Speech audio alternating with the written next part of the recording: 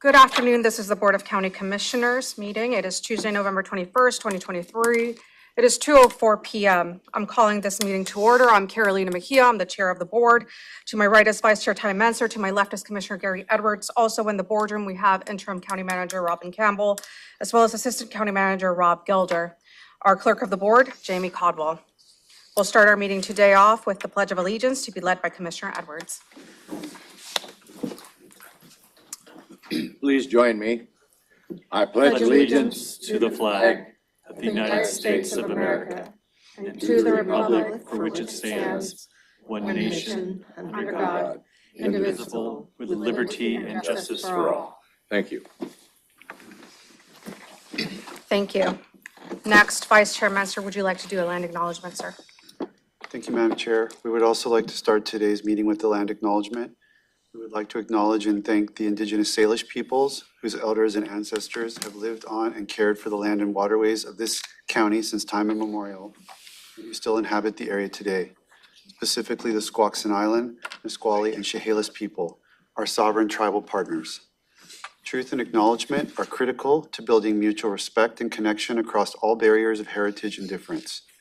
The purpose of this acknowledgement is to disrupt ongoing erasure of injustices done and to remember history as a stepping stone towards healing. Thank you. Next is the approval of the Tuesday, November 21st, 2023 agenda. We did have changes this morning, and I'll pass it on to County Manager Campbell to go over those changes. Thank you, Commissioner Mejia. The items that have changed on your agenda compared to this morning were on item 3A. The percentage was changed from 15 to 10%. It's 3C. Thank you. That item is 3C. It is an emergency management contract. The Sheriff's Department item that had been on the November 28th agenda was moved to today's consent agenda. It is item 3K, a contract with the City of Tenino. And then also on your consent agenda, we have added various advisory board and commission appointments. Thank you. And the appointments are as follow. To the Agricultural Advisory Committee, Jennifer Colvin with the term expiration of November 21st, 2027. Also, in the Agritourism Advisory Committee, a reappointment of George Sharp with a term expiration of November 21st, 2025. We have a reappointment to the Housing Authority, a reappointment of Aaron Kitugwa for a 2-year term with a term expiration of November 21st, 2025. We have appointments to the Racial Equity Council of Floyd Chapman, Anthony Draper, Mark Harvey, Camila Keys Brown, and Deborah Lee to the Racial Equity Council for 3-year terms expiring on November 21st, 2026. We have a Public Works appointment to the Solid Waste Advisory Committee of Aaron Robertson, and we also have a reappointment to the Timberland Regional Library Board of Trustees for Mary Beth Harrington. We have a reappointment to the Veterans Advisory Board for Brandon Frawley. And finally, we have an appointment to the Chambers Drainage District number 3 of Kara Borg. Question, Madam Chair. Go ahead, sir. This might be for the clerk of the board. I'm wondering about the reappointment to the Housing Authority. It says it's a 2-year term. And I understood Housing Authority terms to be 5 years. And since this is a reappointment, I'm wondering why it would be a 2-year term. I may have mixed up with the agritourism. I can fix that. So that one would be That'd be on, number N, 3N. okay. And so then that one will be fixed to how long is this one? Pulling it up now. 5-year term, or are you looking that up? I'm right now. Just to We're looking confirm. it up to confirm. That's the Aaron time. going to 5 years, is that it? That's what I think, but clerk will confirm for us. Any additional questions on any of the consent items? What I have from the housing authority in here is, I do apologize, I do think I have that in there. It should be, 228 of 26 is what they sent over from the staff contact on that one. So a 3-year term.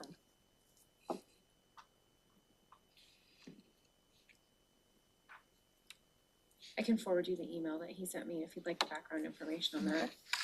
But when he submitted it, it was for 228 of 26 would be his new expiration. I would be more comfortable if we remove this to a department item, and then I could make a motion that would reflect that we would appoint him for the term as provided by the position he's applying for, sort of making it, rather than appointing him for a term that turns out to be incorrect. I'll second that. Well, it wasn't a motion, Yeah, but I'll move to remove item 3N to a department item. I'll second that. it's been moved and seconded. I'll call for the vote. Commissioner Edwards? Aye. Commissioner Mensah? Aye. Commissioner Mejia? Aye. So So let's move that to commissioners' items, number 5D is in Darrell. okay, so this will now be 5B. Okay.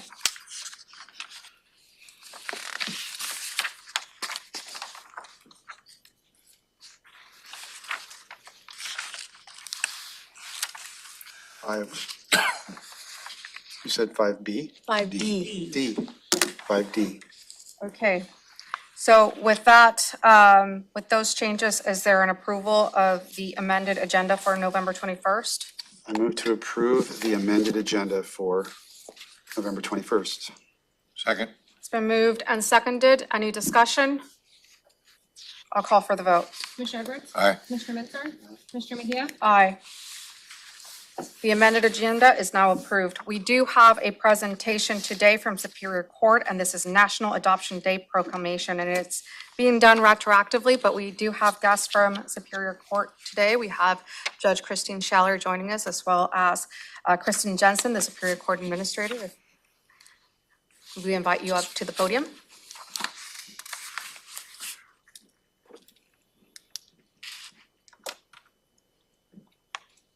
Thank you for having us here today. I don't know if you're presenting the proclamation. I just would like to tell you about Adoption Day briefly. When I was here a couple weeks ago for a meeting, you said you couldn't attend, and you had asked that I tell everyone on your behalf that you wished to be there as part of the celebration, and I in fact did that. We had 6 families, 8 children adopted on our celebration of National Adoption Day last Thursday. It was a very successful event. I'd estimate we had about 150 people who came out for the celebration. Super. Any comments from the board? No, I think every kid deserves a good time in this world starting off. You've heard me say this before, but kids are 30% of our population, but they're 100% of our future, and it is well worth expending a little effort on getting them into a good home. Absolutely. The board was obviously in Spokane for the conference, but I've attended Adoption Day in the past, and as a former member of the Family Law Bar, I know that there aren't always that many happy, positive days in family court, but this is definitely one, and I always appreciated the event, and yeah, it was always inspiring and, touching a moment to see the legal process creating that kind of positive outcomes for kids. Absolutely. Well, this was always one of the happier things that we got to do. We were definitely sad to miss it, but grateful that you're here today. I'm ready for a proclamation, Vice Okay. Chair. Thurston County Proclamation, Thurston County National Adoption Day. Whereas all children deserve to be raised in a safe, stable, and loving home. And whereas more than 1,065 children in Washington are legally free and waiting for a family to call theirs forever.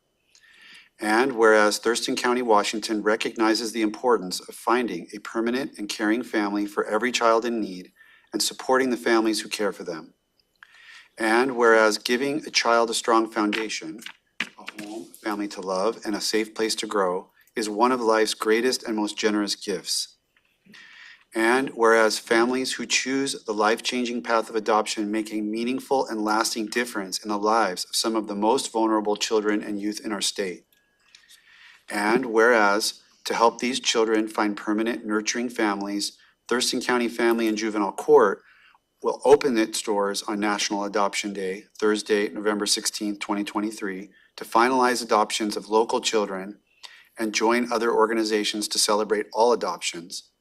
And whereas this effort, along with similar celebrations in all 50 states, the District of Columbia, Guam, and Puerto Rico, will offer children the chance to live with stable and loving families and encourage other dedicated individuals to make a powerful difference in the life of a child through adoption.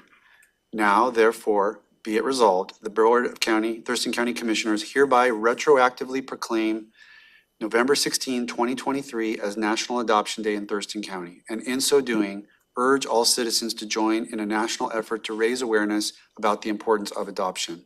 Adopted this 21st day of November 2023 by the Board of County Commissioners.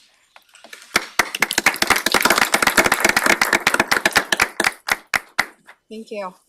Would you take a picture with us? Yes.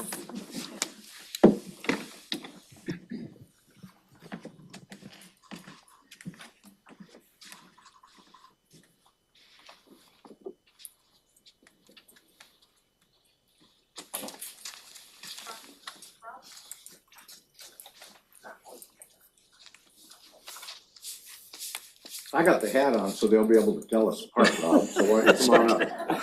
Okay, ready? 1, 2, 3. Thank you. Later.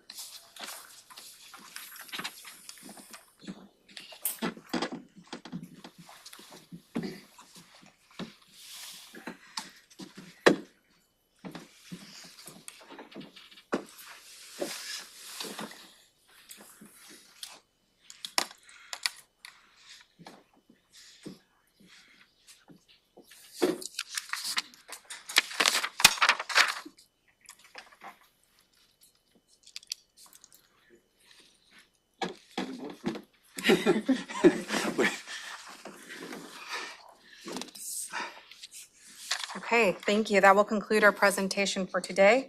Next is an opportunity for the public to address the board. The Board of Thurston County Commissioners welcomes comments from the public. However, there are some guidelines governing such comments to ensure they are appropriate and do not take advantage of the fact that most meetings are televised. The general speaking guidelines are as follow. Please introduce yourself, including the address you reside in the county. Please address the board, not the audience or staff. Please silence your cell phones for those members in the boardroom. Speakers are limited to a total of 4 minutes to address the board. Meeting attendees cannot donate their speaking time to another person. No comments that are lewd and offensive, inflammatory, hateful, defamatory, or discriminatory in nature. Please be respectful. No outburst of any kind. No comments that are commercial in nature, such as promotion of a for-profit business. All materials provided to the county may be considered public records, subject to public release upon request pursuant to the Public Records Act, Chapter 4256 of the RCW. And no remarks about pending land use permits or similar matters that could eventually come before the board on appeal. Thank you for your cooperation. I'll go through those who have signed up. If you didn't get an opportunity to sign up, I will give you an opportunity towards the end, and then we will move on to Zoom. The first person on my list is Matt Jackman.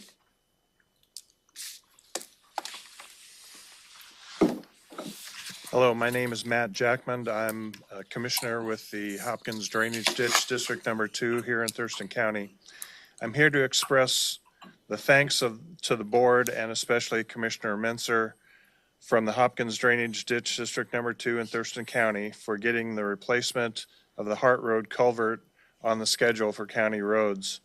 However, due to delays and having one of the wettest early Novembers on record, that culvert cannot be replaced until spring or early summer. Hopefully this will be done early enough so that phase 2 of our last mile project can be completed. Since the resignation of the former county manager, it seems that the level of cooperation between the county and the drainage districts has improved. We hope that this continues and that the drainage ditch districts will be afforded the respect for their little piece of the county that state law dictates for our little area of control.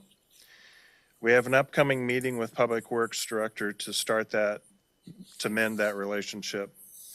As a final note, the Ditch District would like to again voice our objection that the stormwater tax for parcels in our ditch districts are not being deposited into our fund. The House passed a bill 95-1 in the last session to force this, but we did not get a Senate vote. We urge the commissioners to make this change before the legislature forces you to do so. Thank you for your time and consideration. Happy Thanksgiving. Thank you. Next is John Pettit. Good afternoon, Commissioners. My name is John Pettit. I live in East Olympia. I'm going to talk briefly about two things that I think are important. One has to do with a hearing that you're going to have a little later, and I won't be here, regarding a development code amendment to Chapter 2.05. Just as a note to you, this is a change in the comprehensive plan, and by state law, the Planning Commission is to actually have a session regarding that prior to you guys deciding just to move forward. So having your meeting even, or your hearing is even, it's inappropriate and doesn't follow state law. It's just a matter of an example of we want to push this through. And I would remind you that the last time we decided that you wanted to have the ability to just have minor amendments, it cost an awful lot because it included both this building here, which the Planning Commission did render a decision on, which was not to go forward with, but also the Mottman facility, which they never provided a ruling on, and you moved forward with it anyway. And that ended up costing the county $5.6 million. County made a loan, they paid it off out of REIT, and now you have a negative balance in your REIT account. Minor amendments are not necessarily minor. Minor amendments are just another form of amendment. You haven't had any problem getting things through the Planning Commission. The question is, do you really think you want to follow the law? You want to follow our own comp plan? Or do you just want to go ahead and use this authoritarian process that you're the commissioners and you can do things without following that law or the comp plan? My other particular item I'm going to refer to and talk about briefly is just yesterday I was aware that the new preliminary budget has been presented. I'm going to suggest that you all take a very good close look at this. Especially, I'm going to suggest that you learn about the funds and what you can use the different funds for, and also about the definitions for things such as operating transfers. Operating transfer, the very first time ever that I have seen, you have actually integrated a operating transfers into the budget. It's basically a way to circumvent the full knowledge and the impact. It isn't a legal process to say, well, because we made an operating transfer, we don't have to actually budget for REIT, which is a special fund. We can use it for paying bonds. This is all going to be coming out in the audit that you're currently under, but I would suggest that you discard that particular document, because if you approve it, that's going to make you basically trying to say you've approved the operating transfers personally, and that will carry with it some personal liability. My high suggestion on is learn about the funds, learn about definitions. You're welcome to call me and talk to me. I've already found some mistakes, which isn't uncommon, but one of those examples is a fund that's intentionally being used wrong. And it's a perfect example of how when you don't have the knowledge about something, you need to get a hold of people that do know. That's one of the reasons why Planning Commission's important. So thank you much. And I hope you eliminate the hearing that you're going to have on something you shouldn't be having a hearing on. Thank you. Next is Mo Gregory. Good afternoon, Commissioners. I'm Gregory Moe, Windermere Real Estate. I live out near Lure Beach. A little bit of real estate update for you. This is all year over year from October 22 to October 23. Active listings declined from 628 to 513, substantial decrease. New listings from 364 declined to 328. Pending sales declined from 341 to 310. Sold listings from 383 to 274. That's a significant difference. Currently, we have a month's inventory of decline of 1.9, which declined from 1.6 months, October 2022, which means if no new listings are brought on the market, it'll take that long to sell the existing inventory. So it declined from, or it increased from 1.6 to 1.9. Why? Primarily interest rates, which are hovering around 7.5%. And folks that bought or refinanced in the past 10 years don't want to give up their 3% interest rates and buy into higher interest rates and higher prices. The median price declined from $500,000 to $490 as well, so a $10,000 decrease in a year. I'm going to put my Salvation Army hat on now. Thanksgiving is a time to give thanks for the bountiful harvest. It's also when the Salvation Army begins its major Red Kettle fundraising campaign, which provides a lot of our operating funds for our social services programs. You will see bell ringers at many locations around Thurston County, lots of major stores, up until Christmas, from Thanksgiving to Christmas. So open your hearts and your wallets and drop some cash into the Red Kettles. On Friday, December 1st, which is next Friday, Thurston County Realtors Association has its annual ringing event, bell ringing event.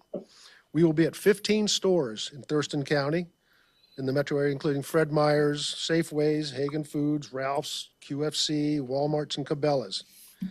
Again, make sure you stop by these stores on Friday, December 1st. We'll be there from 10 until 6.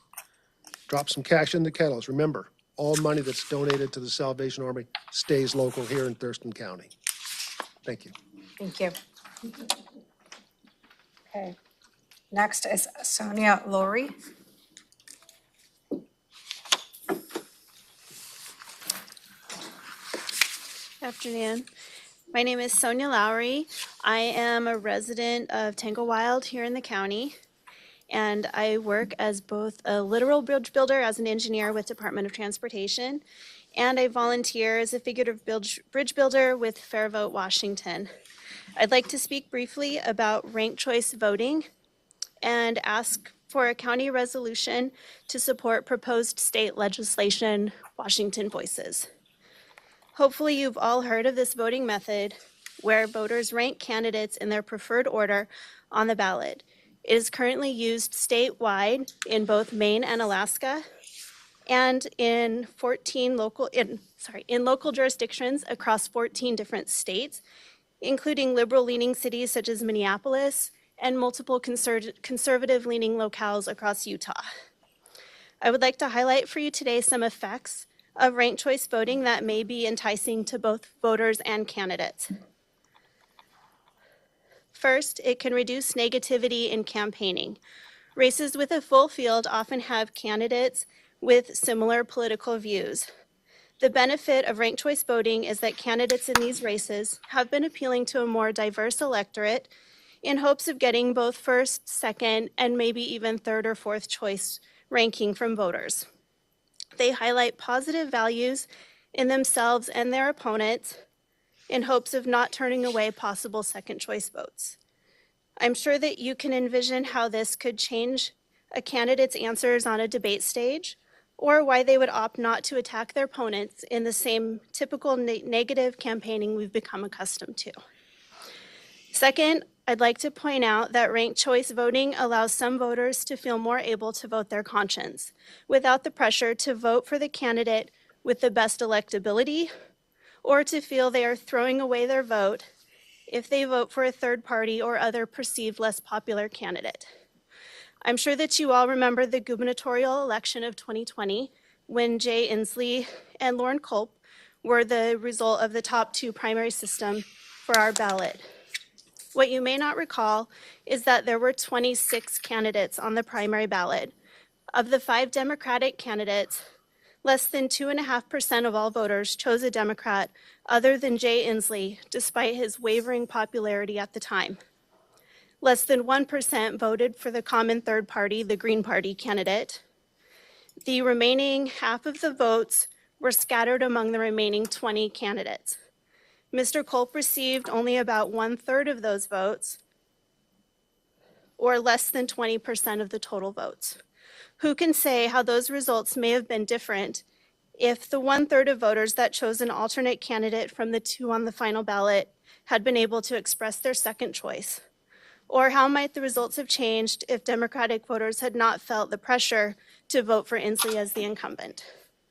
So I want to thank you for your time and your service to the county.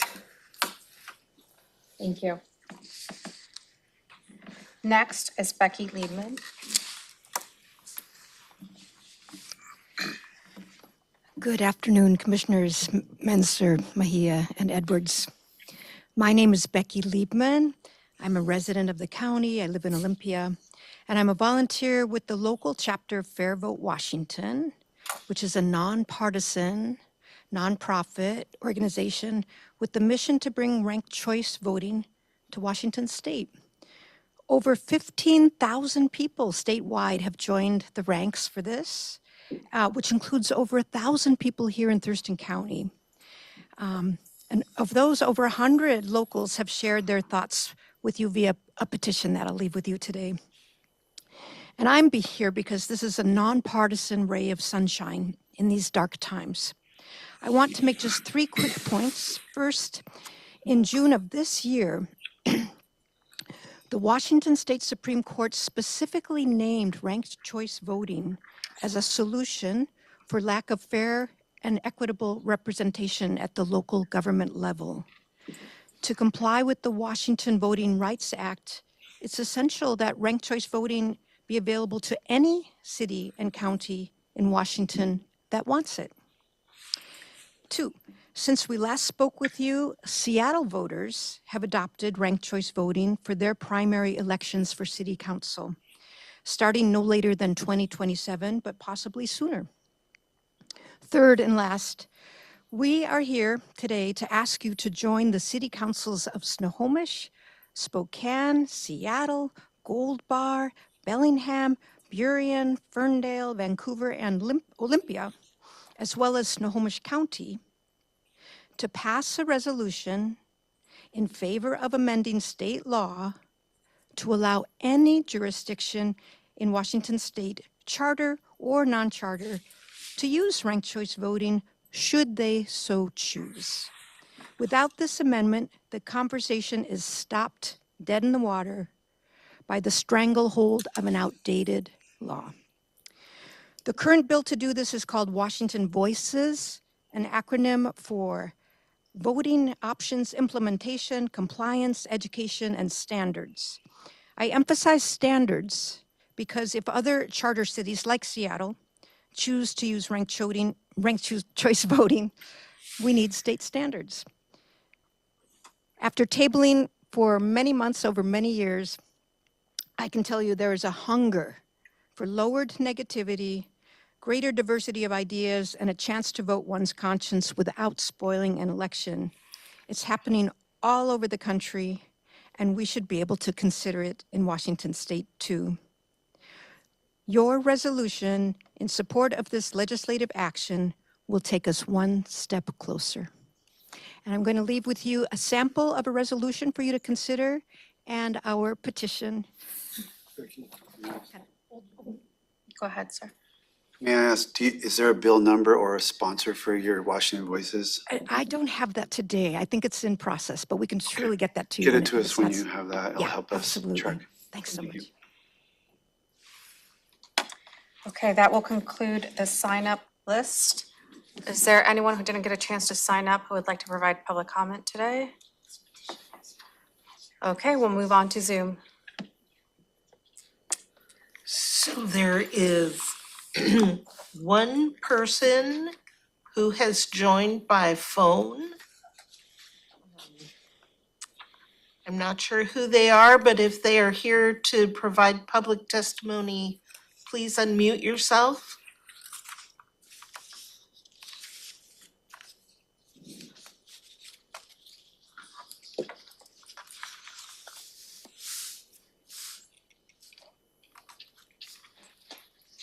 They have no action, Commissioner. They have signed off, so. Okay, that will conclude public comment for today. Next is county manager's update.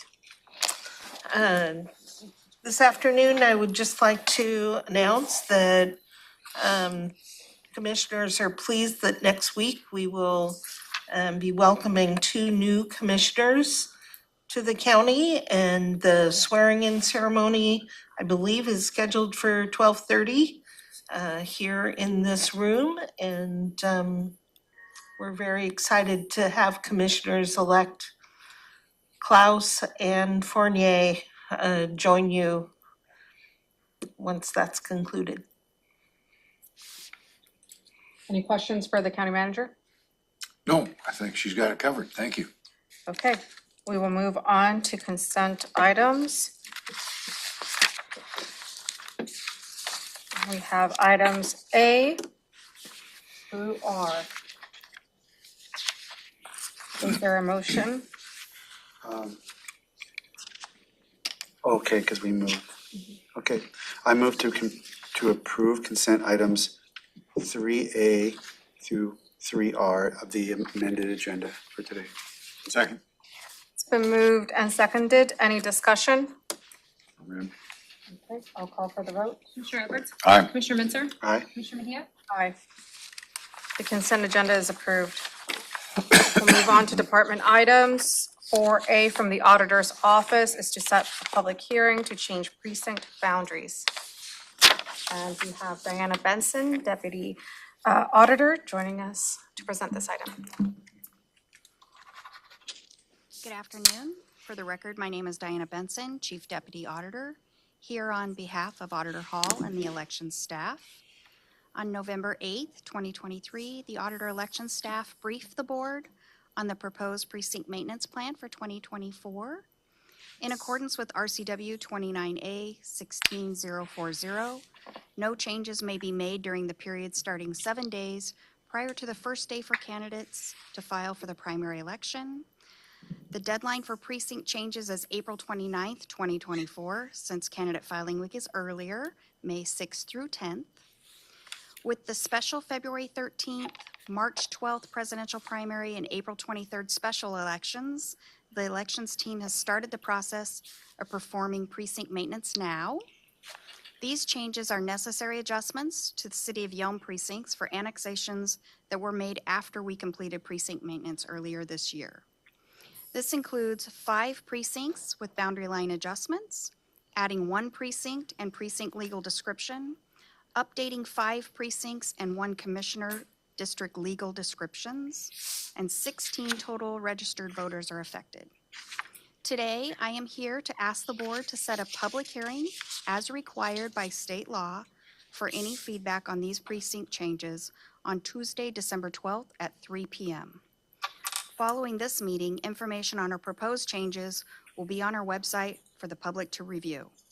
Visit our website at thurstonwavotes.gov or call us at 360-786-5408. And because of the timelines with elections early next year, we are asking, if possible, if the board would be able to take action immediately following the public hearing. Thank you very much. Thank you. Questions, Commissioner Edwards? No questions, thank you. Questions, Commissioner Mensah? No questions for me, thank you. Is there a motion? I move to set a public hearing for Tuesday, December 12th, 2023 at 3 p.m. or soon thereafter. Do you want that to be 3:30 or is there a reason we're doing it 3? Should be fine. 3:30? 3:30, yeah. Is that okay, Diana? Okay, 3:30 you want to move it to? We usually do Yeah, that's 3:30, so we try to have time to finish the board meeting, Okay, if possible. we'll update our website with that information. Is that okay with the board? Yes. Okay, I'm gonna then restate the motion. I move to set a public hearing for Tuesday, December 12th, 2023 at 3:30 p.m. or soon thereafter as the matter may be heard at 3000 Pacific Avenue Southeast, Room 110, to accept public testimony regarding proposed precinct boundary changes. Second. So moved and seconded. Any discussion? I'll call for the vote. Commissioner Edwards? Aye. Commissioner Mentzer? Commissioner Mejia? Aye. Thank you. Thank you. Happy Thanksgiving. Happy Thanksgiving. Okay, Commissioners, item 5A, extend interlocal agreement for a public facilities district. And Robin Campbell, our county manager, will report on this item. Thank you, Commissioners. This item is to extend an interlocal agreement between the county, the cities of Olympia, Tumwater, and Lacey that will extend the current public facilities district for an additional 15 years. The funds that will be collected from the public facilities district will be used to maintain and expand the Hands-On Children Museum and the Regional Athletic Center, two existing facilities. This district can only be used for this purpose, and this is not an additional tax in Thurston County, but rather an offset of the amount that is remitted to the state. I would be happy to answer any questions you may have and ask that you approve this interlocal agreement.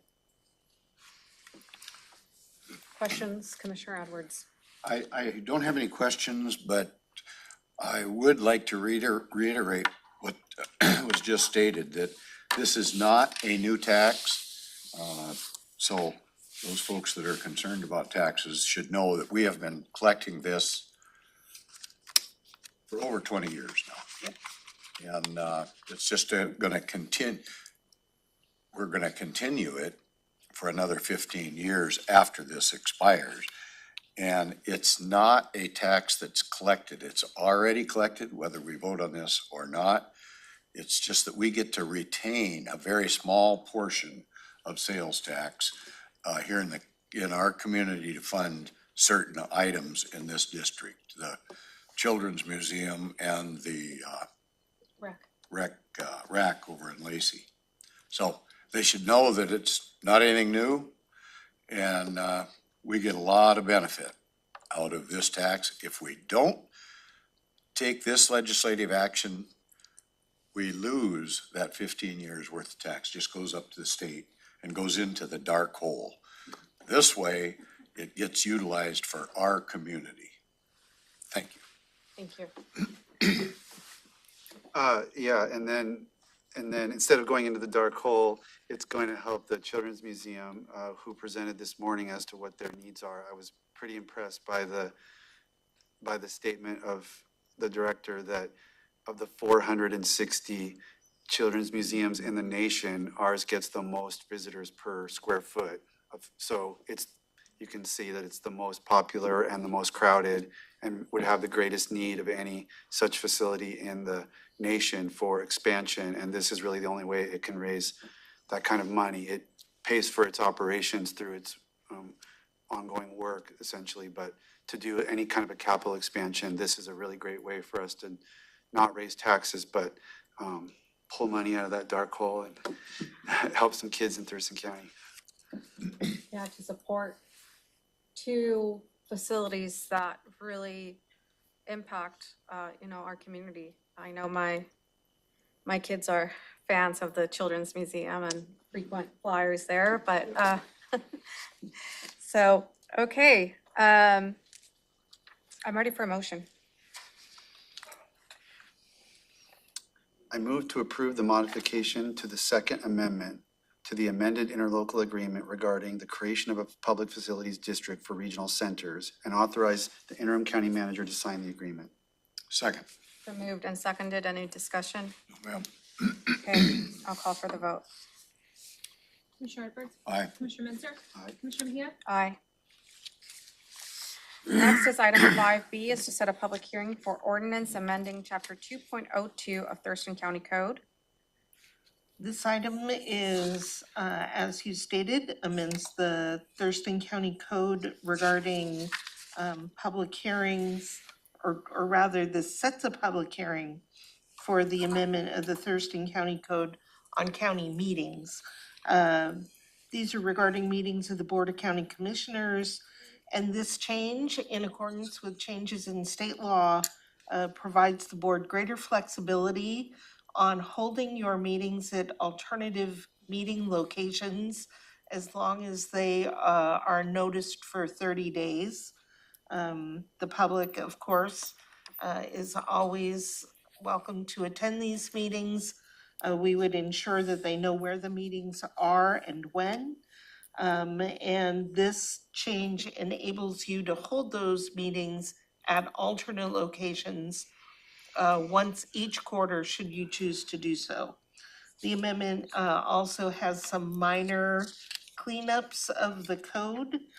So we are asking that you set the public hearing on December 12th, also at 3:30 that afternoon. And I'd be happy to try to answer any questions about this that you may have. Questions, Commissioner Edwards? Yes, I do have a couple of questions on this. What is the time element of concern here? Are we trying to get this accomplished, the change in this ordinance, rescinding one, creating a new ordinance before the end of the year, and consequently the 15th of December is our last meeting? Is that it? Yes, it is my understanding that this new law is effective January 1st, and we want to get this change in county code adopted before January 1st. What we have been advised is if we don't pass, you could wait, but if you don't pass this, then we just have to ensure that any meetings that are held are in accordance with state law, not necessarily following county code. Okay, and I guess my concern is a legal issue by a citizen has been raised here today on what they thought might have been a deficiency. So I don't know that that's the case.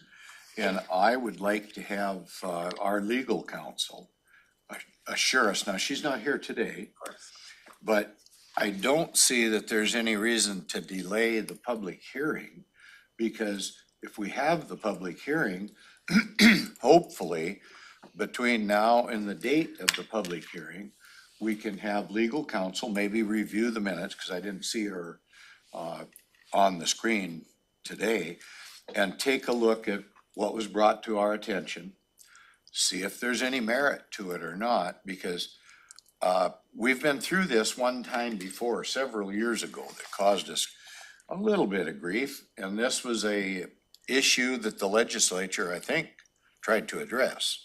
So I'm just hoping that everything is fixed, and I'd like to have that assurance from our legal counsel during our hearing, this upcoming hearing, because I'm not opposed to having the hearing. I think we need to have the hearing to get it all fleshed out. So I just bring that up as a concern that I don't know as we need to have any kind of a delay at this point, but I'd surely like to have our legal counsel at least review and then assure us, no, you're 100%, because I'm no lawyer. All my seatmates can't say that, so, but I can get away with saying that. So anyway, that's where I'm at, ma'am. That's my discussion. So if I may follow up on that, I believe that the concerned citizen this afternoon was not speaking to this item, but rather to the public hearing that you're holding this afternoon, which is item B on the public hearings regarding your amendment to the county code CIP process. Yeah, that's what I understood. He wasn't referring at all to this one. I thought he was referring to two different issues. I guess I mixed them up. Right. He was referring to a second issue, which was specifically regarding the budget. Yeah, he did mention the budget, but he did mention something about 12 or 2.4 or something. That's kind of what I was picking up on. 2.4 is your county code. I believe. I'm not regarding sure it was even CIP. 4. Anyway, However, I will ensure that your attorney is present to advise you Okay. on this action before you right now, 5B, before you take a vote on it. yeah, we can still have the hearing though, right? Thank you. Okay, good on this one? Yes. I'm gonna make the motion then. I move to waive the 20-day public notice requirement for public hearings pursuant to Resolution 10102 and set a public hearing for Tuesday, December 12th, 2023 at 3:30 PM or soon thereafter, as the matter may be heard, at 3000 Pacific Avenue Southeast, Room 110, to receive public comment on the proposed approval of an ordinance rescinding ordinance numbers 16179 and amending Chapter 202 Thurston County Code relating to regular and special meetings of the Board of County Commissioners. Second. So moved and seconded. Any discussion? No. I'll call for the vote. Commissioner Edwards? Aye. Commissioner Mensah? Aye. Commissioner Mejia? Aye. Okay. Moving on to item 5C, which is an amendment to ordinance 16319 related to the Board of Health composition. And, Good Good afternoon, Commissioners. As the board recalls, the board passed and signed ordinance 16319 on November 7th of this year, 2023. The resolution expanded the Board of Health from 8 members to 12 members as a result of the increase in the Board of County Commissioners to 5 members. It's come to the attention of our office that the newly elected officials may take office immediately upon certification of the election. And thus, that makes a change, and so they would be potentially coming to office prior to the January 1st date that we had originally thought, and thus the effective date of this ordinance must be amended to the date when they would assume office on the 28th. thank you. Questions for Rob? No questions, thank you. Okay. No questions for me. I'm ready for a motion. I move to approve an ordinance amending the effective date of ordinance 16319 to November 28, 2023, and to update the assumption of terms in office for the newly elected commissioners to commence upon certification of their election in relation to the composition of the Board of Health. I'm gonna second that, but I'm gonna throw something out for discussion in a minute. Okay, it's been moved and seconded. Any discussion? Commissioner Edwards, go ahead. I only bring this up because I wonder if there isn't a conflict in what is stated in the law that the county used to put this on the ballot. It seems to me that it called for one of the new districts, if created by the voting, by the public, which they did create, moved this forward and created these 2 new districts. One of the districts was going to have a 1-year term. That's right. And one district was gonna have a 3-year term. Is the term starting November 28th? And so the end of the first year or the 3rd year? So a calendar year is designated in the state legislation. So I'm just curious, I just bring it up. I appreciate that. The way the law is written regarding the assumption of the new commissioners, it says that they shall be sworn in immediately upon receiving a certificate of their election. It goes on to say that their term thereafter extends to January 1st, and each term after that begins on January 1st. Okay, so it's addressed. It's addressed in state law. Thank you, just kind of popped in my head. I mix things up once in a while, sounds like, so. It was confusing. I had the same thought, but. I looked at it very carefully. Thank you for doing that. Sure. Okay. I'll call for the vote. Commissioner Edwards? Aye. Commissioner Mensah? Commissioner Mejia? Aye. Moving on to item 5D. Not ready for you yet. Not yet. There's an No. amended. Yeah. And I can, This is from Commissioner's Office, and this is reappointment to the Housing Authority. so the clerk of the board provided me with a very specific email from the executive director. Turns out that I was not right, nor was the original thing. It was something else. And I'm not sure I completely understand it, but it's very specific. And Craig, I'm going to make the motion based on the information provided by Craig Chance. So my motion here is going to be to move to reappoint Aaron Catugwa to the Housing Authority for a term with an expiration date of February 28th, 2026. And that is very explicitly laid out. in I'm Mr. going to second that, but I'm just as confused as you are on that issue, to be honest with you, but It's been moved. you give us time. Yeah, it's been moved and seconded. Discussion on this item? No further discussion from me. Let me just say that Mr. Chance said that Mr. Catugwa has served for 2 years. The term for the position that he serves in is expiring and he desires reappointment. It's position number 4. He was appointed to the unexpired term of Maureen McLemore, who passed away a few days after his appointment. His current term expires on November 12th, but the important statement, which I don't completely understand, is that regardless of when any position appointment or reappointment is made, it's important that the position term expiry follow the schedule. For position 4, the expiry date for the next term must be 2/28/26.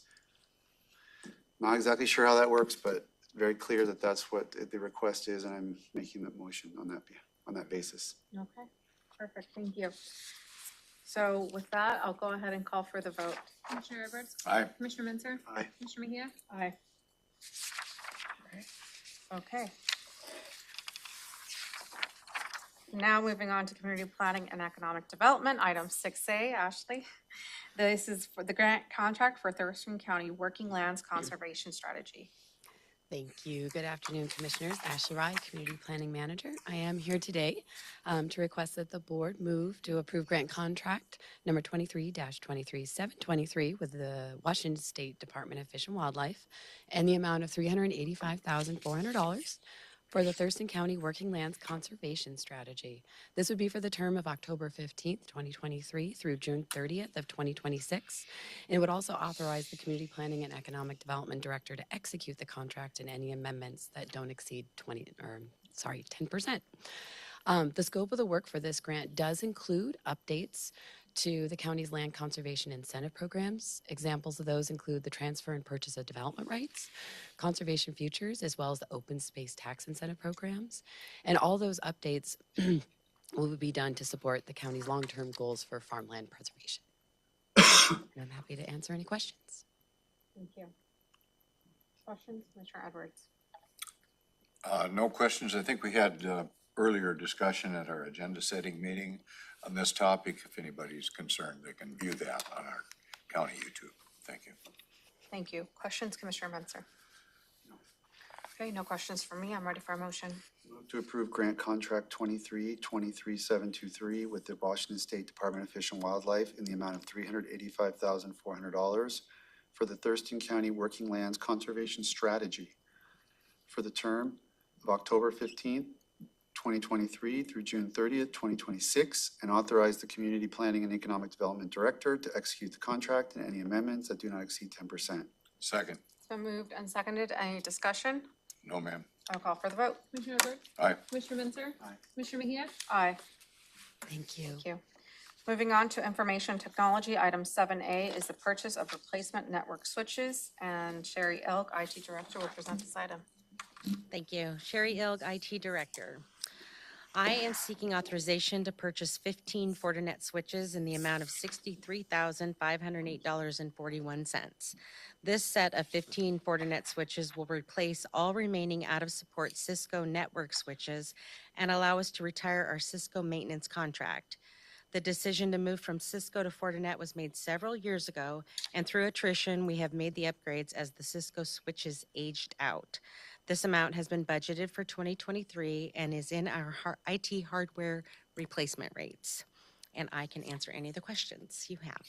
Thank you. Questions, Commissioner Edwards? No questions, thank you. Questions, Commissioner Menzer? Okay, no questions from me. I'm ready for a motion. I move to authorize the Information Technology Director to purchase replacement network switches at the quoted price of $63,508.41 plus 10% contingency. Is there a second? Second. It's been moved and second. Any discussion? No, ma'am. I'll call for the vote. Commissioner Edwards? Aye. Commissioner Menzer? Aye. Commissioner Mejia? Aye. Okay, item 7B is the mobile assessor purchase. Passing it right back to you, Sherry. Thank you. I am seeking authorization to proceed with a sole source contract agreement in the amount of $126,100 for the procurement of mobile assessor. Mobile assessor is a cloud-based software as a service product that integrates with Sigma, the assessor's current computer-assisted mass appraisal, or CAMA system, to assist with property appraisals. This solution will also integrate with any future CAMA system the county implements as part of the application modernization project. This amount has been collected over the past several years as part of that effort and is in the application replacement reserves. Thank you. Questions, Commissioner Edwards? We had some discussion on this at agenda setting. Is this the issue that the assessor is benefiting from? Yes. Is there, would it be beneficial to let the public know that we're trying to make all of our offices as efficient as we possibly can? Could you make just a slight mention of that? Absolutely. As a result of implementing the mobile assessor, we will be able to not replace our very expensive tablets that they're currently using. They'll be able to replace them with iPads instead, which come at a much lower cost to the county, to the general fund.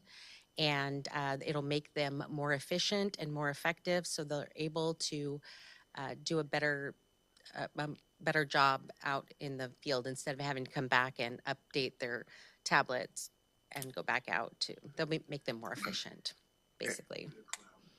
And there was something about capacity not being adequate today compared to what's going to be available once we get this implemented, so that they won't have to return from the field midday or something. Correct. That was going to save us some efficiency issues Make them as more well, efficient, right? yes, absolutely. Okay, well, anyway, I commend you and the assessor for working together to get this fixed. Something related to its compatibility with our new. Yes, it will BoCC be Connect system. compatible with our future CAMA system. Okay. The current Ascend Sigma system is due for replacement at some point in the future. So this is kind of a step towards what the new CAMA solution will provide. It just so happens that this user interface portion, which is called Mobile Assessor, will integrate with our current CAMA system as well as any future CAMA system that we move forward with. Okay. Thank you. I'm ready for a motion. I move to waive competitive bidding requirements in accordance with Thurston County purchasing policy for sole source purchase and authorize the IT director to execute a contract with Woolpert, Inc.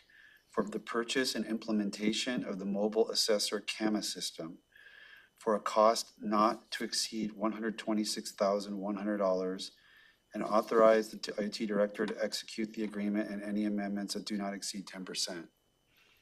Second. It's been moved and seconded. Any discussion?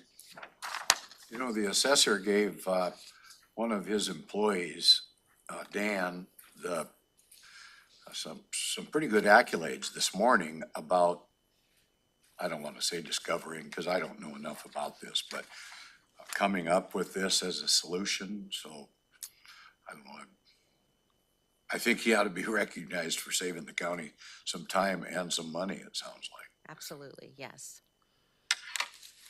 Thank you. Any more discussion? No. Okay.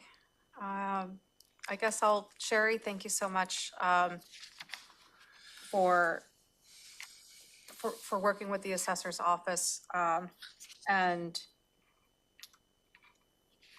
you know, going through all these hoops, and really, it's saving us in the end. So I'll also thank the assessor's office for working with you as well. And, you know, that's kind of what it's about, to try to come into a fruitful resolution together. And I think this is an example. So thank both of you for your hard work on this.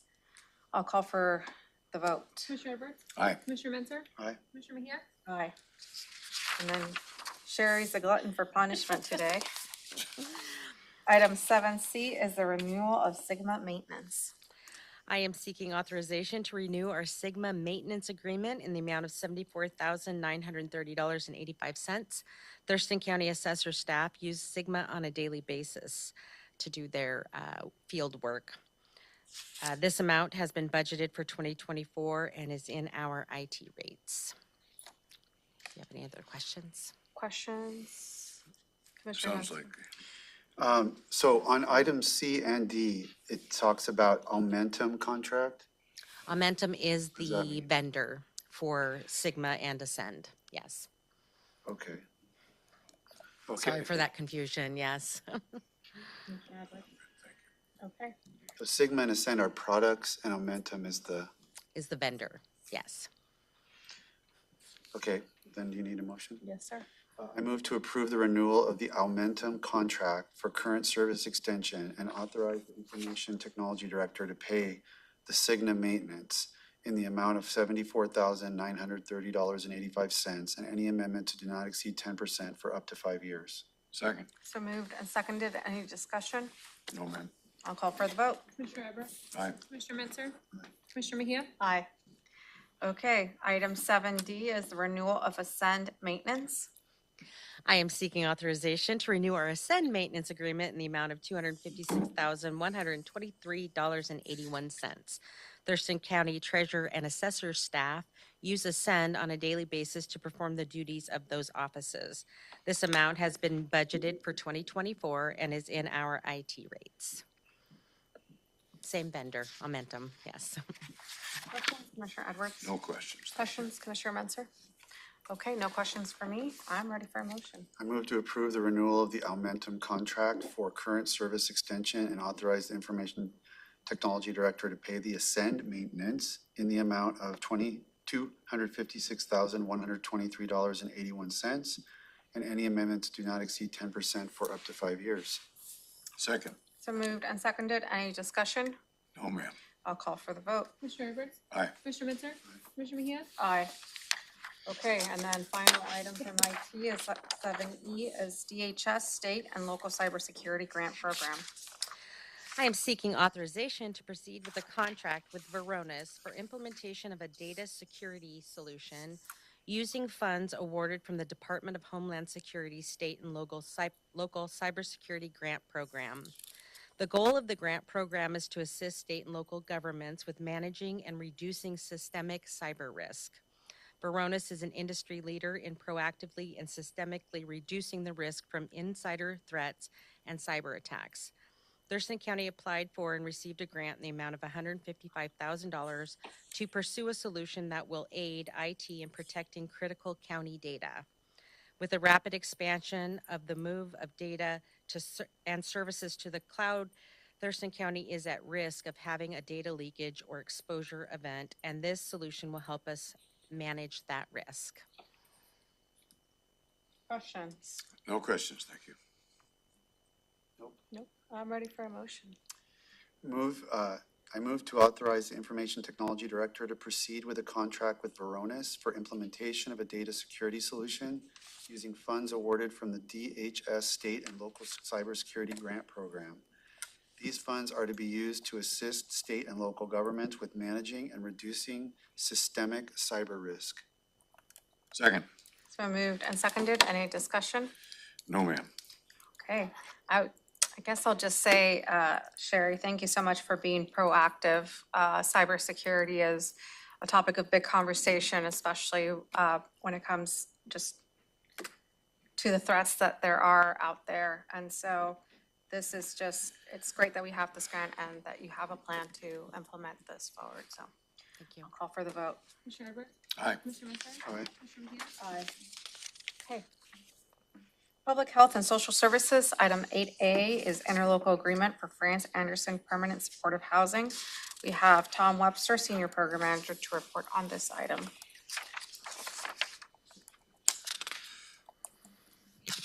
Good afternoon, Commissioners. Tom Webster with Office of Housing and Homeless Prevention, here to ask your approval to sign an interlocal agreement between the City of Olympia, City of Lacey, City of Tumwater, and Thurston County to create permanent supportive housing at a property at Franz Anderson. This interlocal agreement would provide $3.5 million of county ARPA funds for this project. You may recall back in February 2022, you approved an interlocal agreement with the City of Olympia to jointly acquire property at Franz Anderson. That was originally intended to be used for safe parking of recreational vehicles along Ensign Road. The long-term intended use of that property was always to develop permanent supportive housing. Currently, the property is being used for a tiny home village under the Governor's Right-of-Way Initiative, but for part of the property, we are looking to fulfill that long-term strategy of developing permanent supportive housing.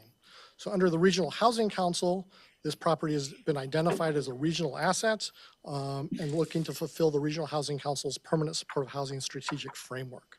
So within that, jurisdictions are contributing funds to create 71 units of permanent supportive housing. City of Olympia issued a solicitation in the spring of this year and selected the Low Income Housing Institute to develop this property. Construction is scheduled to begin in the fall of 2024 and is to be completed by around January of 2026. And so this interlocal agreement is between Olympia, Lacey, Tumwater, and the county. City of Olympia will take the lead in managing the project. And then Lehigh will be responsible for ensuring after construction that rents and other revenues are sufficient to cover any ongoing operating costs. And with that, I'm happy to answer any questions. Thank you. Questions, Commissioner Edwards? No questions. Thank you. Questions, Commissioner Mentor? Yes, the tiny homes that are there now, the right of way, I think, is like 3 years of operation. Is that right?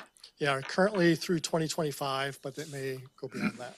And is there, I don't remember the site layout, like, will that tiny home village have to go away when there's this new project? Or can they reside, can they coexist? Or They what's can- the future of the tiny homes? Yeah, good question. So the property is large enough so they can coexist. So this is really phase one.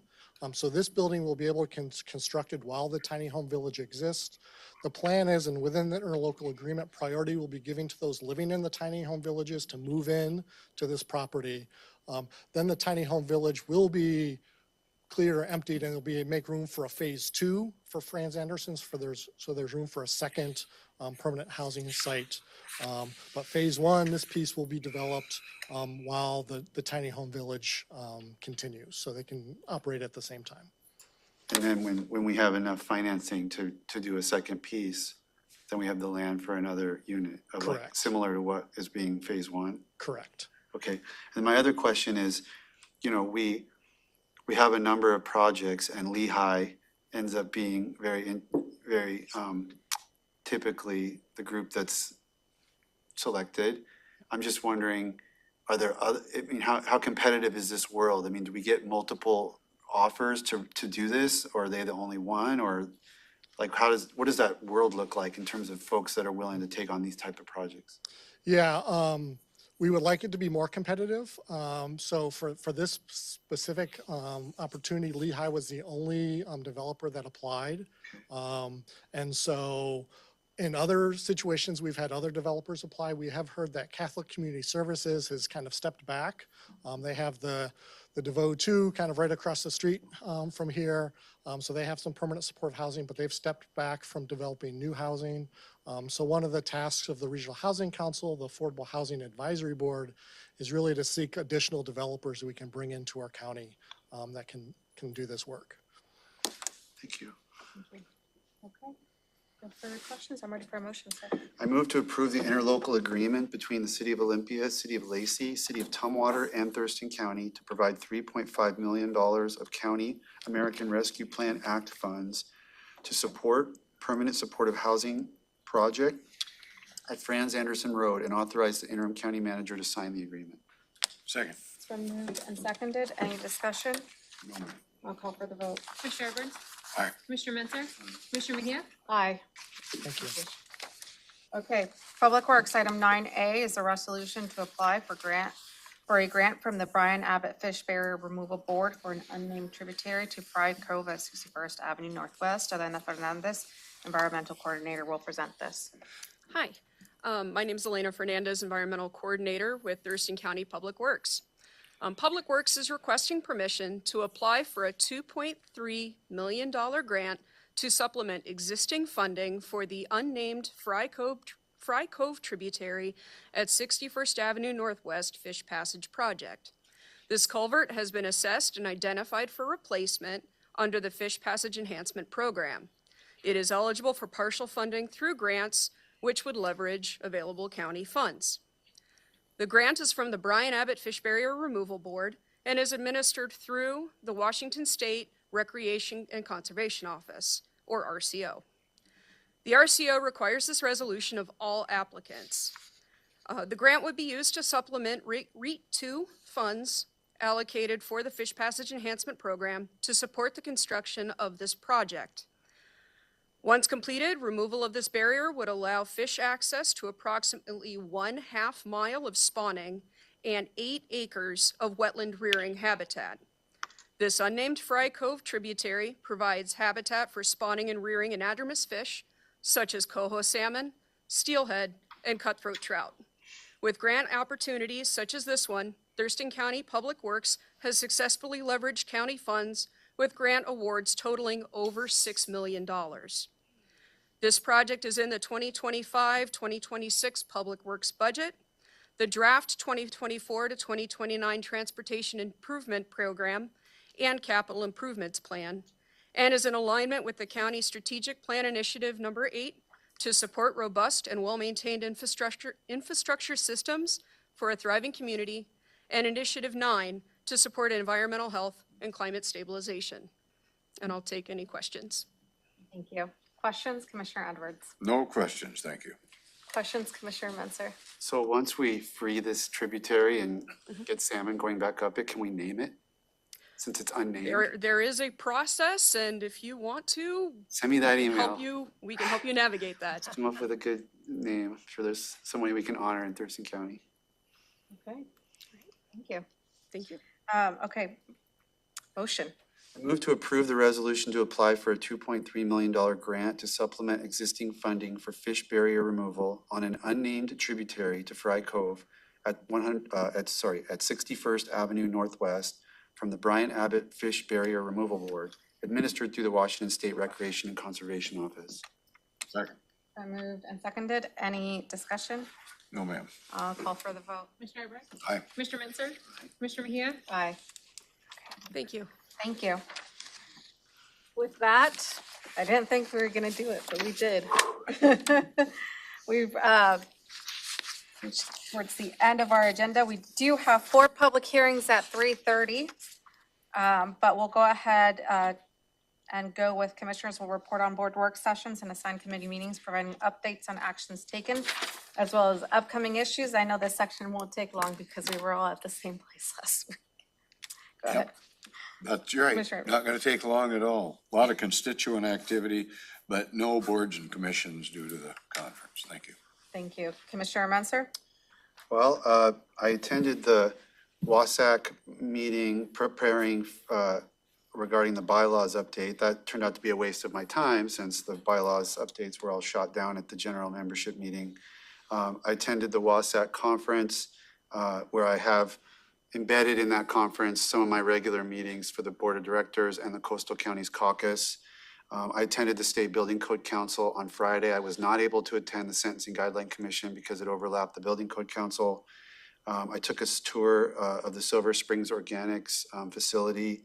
I attended the Visitor and Convention Bureau's Thurston County Sports Awards banquet. That was the week before. And my citizen issues related to agricultural zoning, the Shoreline Master Plan, and the WUI Code update. Ongoing work is happening there at the Building Code Council to try and make that code more workable our local jurisdictions are taking the lead with the Association of Washington Cities, staff at Tumwater in particular, that's being very particularly affected by this WUI code, is leading the effort to try to convince the council to take action. And we have some proposals that we're asking to be developed and put to public hearing, and we'll see what we come up with before the deadline of March 15th. Okay. Thank you for representing us on that. That's Fun stuff. fun stuff. Okay, for me, I did the Deschutes River Preserve tour and kind of learned about their efforts that they're doing there. It's a lot of work. It's such a beautiful preserve, and learn about what they're doing. This is property in my district. They said they've done tours with you before, Commissioner Menser, as they have some property in your district as well that they've shown you. Interest? Yes. Oh, yeah. And so that was a great day. Other than that, I met with staff in regards to the public defense caseload limit. And we are going to have a briefing in early next year about how this will affect our public defense, and just hearing from Patrick and how to move forward with that. I've had just a variety of constituent meetings ranging from ag to the SMP. And that is all I have to report. Next, the county manager will review the Board of County Commissioners schedule for the week of November 21st, 2023. Thank you, Commissioner. Immediately following this meeting at 3:30, you have 4 public hearings. The first is regarding the speed limit alterations on various county roads. Then you have the code change to align the capital improvement program and budget process. You then have 2 hearings regarding federal funding. The first, the home ARP allocation plan amendment for program year 2021. And last, the 2022 HUD Consolidated Annual Performance and Evaluation Report. HUD standing for the Housing and Urban Development Department. You have no meetings on your calendar tomorrow, no joint meetings on your calendar tomorrow. And Thursday and Friday, the courthouse is closed for the Thanksgiving holiday. On Monday, November 27th at noon, you have on the master calendar a WASAC, that is the Washington State Association of Counties Zoom meeting, should 2 or 3 of you wish to attend. And at 4 o'clock on Monday afternoon, you have a Superior Court update. Tuesday, the 28th, will be a very full day. At 9:15, you have agenda setting.